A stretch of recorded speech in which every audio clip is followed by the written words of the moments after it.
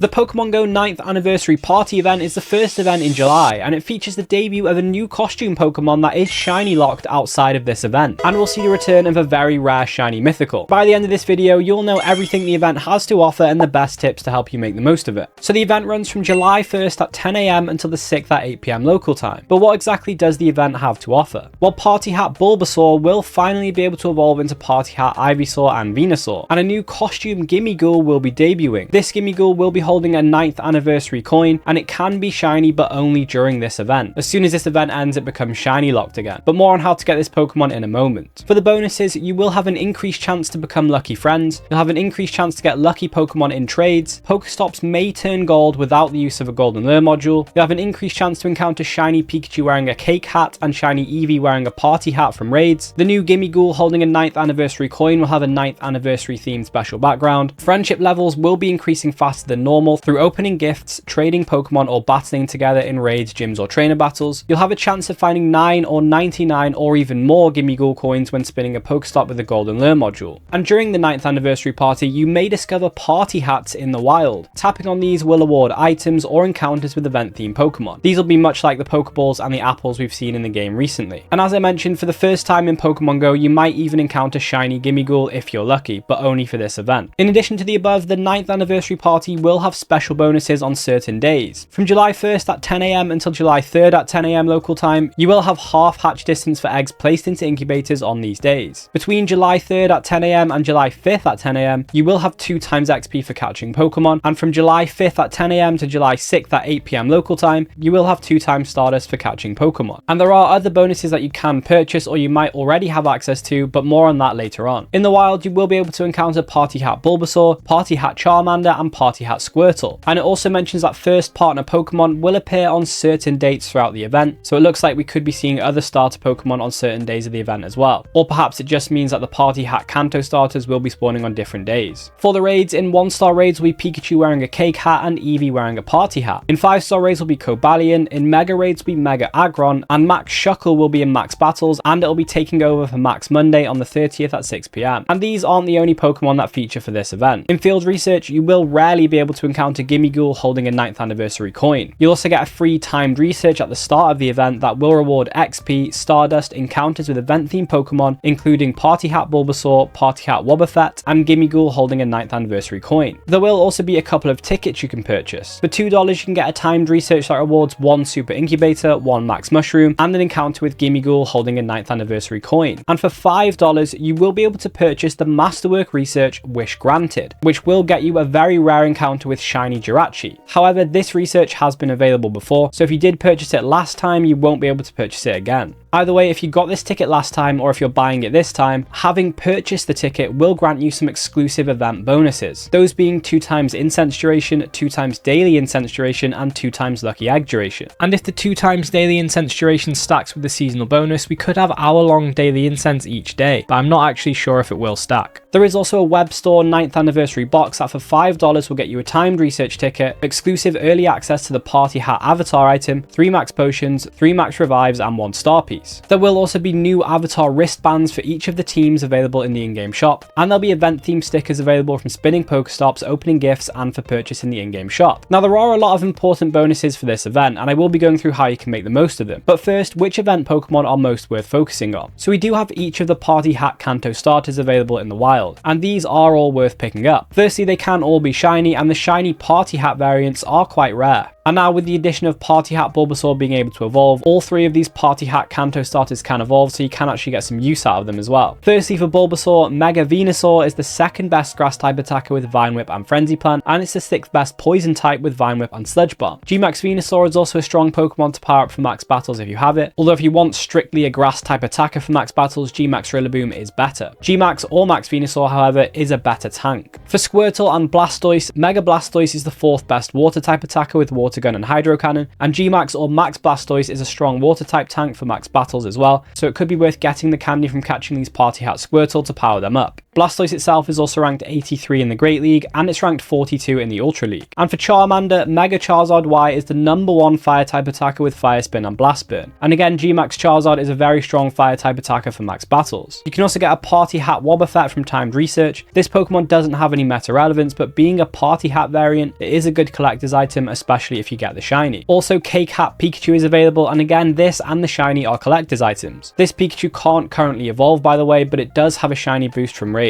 Likewise, Party Hat Eevee has a shiny boost, but again, it can't evolve, but it is possible it will be able to in the future. Cobalion will be available in 5-star raids, and whilst not much of a Pokemon for raid attacking, with its best performance being the 21st best fighting type attacker with Double Kick and Legacy move Sacred Sword, it is a stronger Battle League Pokemon however. In the Ultra League it's ranked 31, and it's ranked 75 in the Master League. And if you do decide to raid it, it does have a raid CP of 39,601, and the 100% IVs are 1727 and 2159 boosted in cloudy and snowy weather. The best counters are Mega Lucario, Mega Blaziken, Primal Groudon, Mega Charizard Y, Shadow Groudon, Mega Garchomp, Shadow Heatran, Mega Heracross, Terrakion, and Lucario. And for budget counters, I would recommend Lucario, Blaziken, Conkeldurr, Chandelure, Delphox, and Garchomp. I would recommend 2+ trainers to beat this raid. You do also have a small chance of encountering Cobalion from Go Battle League win rewards if you are ranked 20 or higher. And Mega Aggron is the 10th best steel type attacker, so worth picking up because it is the best Mega for steel type attacking. This Pokemon has a raid CP of 46,233, and the 100% IVs for Aggron caught from these raids are 1714 and 2143 boosted in partly cloudy and snowy weather. The best counters are Mega Lucario, Primal Groudon, Mega Blaziken, Shadow Heatran, Mega Garchomp, Shadow Groudon, Lucario, Shadow Excadrill, Terrakion, and Shadow Conkeldurr. And for budget counters, I would recommend Lucario, Excadrill, Garchomp,